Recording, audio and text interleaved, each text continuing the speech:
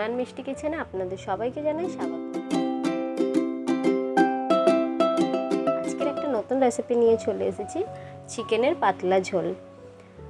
আপনাদের কাছে অনুরোধ রইল আমার চ্যানেলটিকে সাবস্ক্রাইব করবেন। আমার ভিডিও যদি আপনাদের ভালো লেগে থাকে আমার ভিডিওটাকে লাইক অ্যান্ড শেয়ার করবেন। আর যারা আমার চ্যানেলে নতুন হয়ে আছেন, নতুন বন্ধুদের বলছি ভিডিওটা পুরোটা দেখবেন আর আমার চ্যানেলকে সাবস্ক্রাইব করবেন, বেল আইকনটা অল করে দেবেন। আপনাদের সাপোর্টে আরও নতুন নতুন ভিডিও আনতে উৎসাহিত হব। চলুন তাহলে দেখে নিই আজকের উপকরণগুলো। কুচো করা পেঁয়াজ, একটা টমেটো কেটে নিয়েছি, আলু 2 টুকরো করে নিয়েছি, আদা রসুন বেটে নিয়েছি, আর এখানে জিরে, ধনে আর শুকনো লঙ্কা বাটা আছে। চিকেনটাকে আমি একটুখানি লবণ, 1 চামচ লবণ দিয়েছি,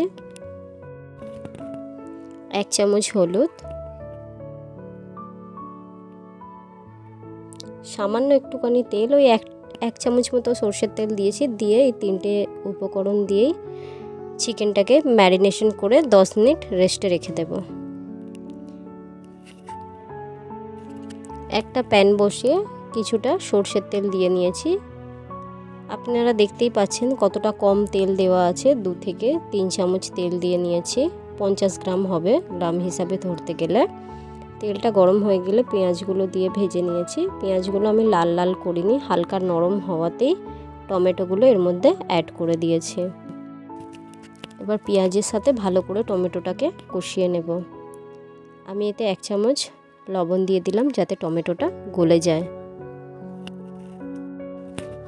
আমার টমেটো গলে গেছে। এবার এর মধ্যে আমি আদা রসুনের পেস্টটা দিয়ে দিলাম। এবার এগুলোকেও আমি 2 থেকে 3 মিনিট ভালো করে নাড়াচাড়া করে নেব যতক্ষণ ওর কাঁচা গন্ধটা যাচ্ছে। তারপর আমি এর মধ্যে বেটে রাখা জিরে, ধনে আর শুকনো লঙ্কাটা দিয়ে দিলাম। সব উপকরণগুলো, আমার সব মশলাগুলো ভালো করে ভাজা হয়ে গিয়েছে। আমি সামান্য একটু জল অ্যাড করেছি।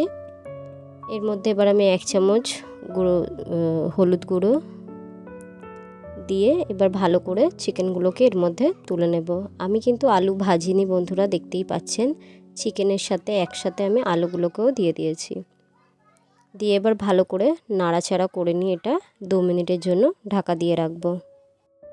2 মিনিট পর ফিরে এলাম। আবার এগুলোকে ভালো করে নাড়াচাড়া করে নেব। চিকেন তো অনেক রকমের রেসিপি আমরা খেয়েছি, আপনাদের কাছে রিকোয়েস্ট রইল এই ভিডিওটা দেখে একবার অন্তত আপনারা বাড়িতে অবশ্যই বানিয়ে খাবেন। দেখবেন এই গরমে এই পাতলা ঝোল দিয়েই বাড়ির সকলেই এক থালা ভাত খেয়ে নেবে। আমার এইভাবে মাংসটা কষিয়ে নিতে সময় লেগেছে মিনিমাম 20 মিনিট। আমি আবার 2 মিনিটের জন্য ঢাকা দিয়ে রাখলাম। 2 মিনিট পর ফিরে এসেছি। আমার মাংস কষানো হয়ে গিয়েছে। এবার আমি এতে জল অ্যাড করে দেব। এবার আমি এটাও যেহেতু পাতলা ঝোল করব ওর জন্য জলের পরিমাণটা একটু বেশি দেব, আপনারা আপনাদের আন্দাজ মতো দিয়ে নেবেন। এবার আমি এটাকে ফুটতে বসিয়ে দেব। আমি জল দেওয়ার পর 5 মিনিট মতো ফুটিয়েছি মিডিয়াম ফ্লেমে। আমার চিকেন দেখুন একদম পুরো গলে গিয়েছে, সব ছেড়ে যাচ্ছে, আলুও সেদ্ধ হয়ে গিয়েছে। এবার ওপর থেকে আমি কুচিয়ে রাখা ধনেপাতাটা ছড়িয়ে দেব। আশা করি বন্ধুরা ভিডিওটা আপনাদের ভালো লেগেছে। আমার ভিডিও যদি আপনাদের ভালো লেগে থাকে প্লিজ প্লিজ প্লিজ বন্ধুরা আমায় সাপোর্ট করবেন। আর সকল বন্ধুদের বলছি পুরো ভিডিওটা দেখবেন। যারা নতুন আছেন চ্যানেলটিকে লাইক, শেয়ার অ্যান্ড সাবস্ক্রাইব করবেন।